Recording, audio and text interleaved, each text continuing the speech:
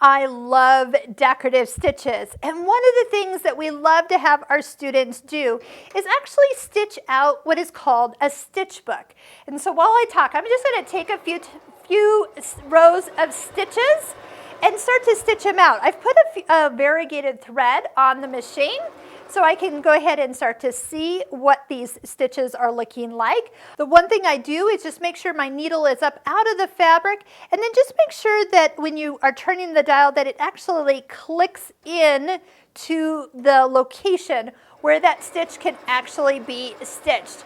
I actually missed it by just not getting it all the way where it needs to go, and I didn't actually get the stitch. So just make sure that you are getting it into position. So let's talk about some of the fun stitches that you have on this machine. So one of the things to keep in mind of is they're always going to look so much more fun than if you're just looking at the side of the machine. Now there are some stitches that have a little bit more requirement. So like here, let's do the scallop stitches like you see on here. By the way, this is our Hawaiian shirt tissue holder. If you're looking for a fun little project, by the way, this only has 3 seams to make it all work, and 2 of them are in the collar totally. You've got the sew-on feature with the foot that comes with this machine, and you can embellish it. We even used a twin needle, which you can use on this particular machine.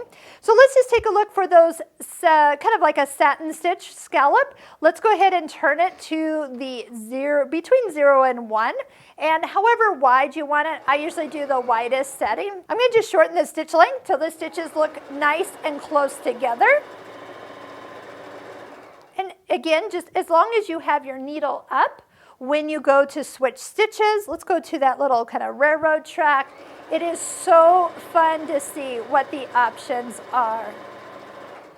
All right, so let's just take a look. Like I said, you have 32 stitches on this machine, and they can be all used so much to add a little pop of color on your next project. We do have links below this YouTube video on how to make the ultimate stitch book, so I hope you'll check that out and see what it takes to have all your stitches stitched out for reference.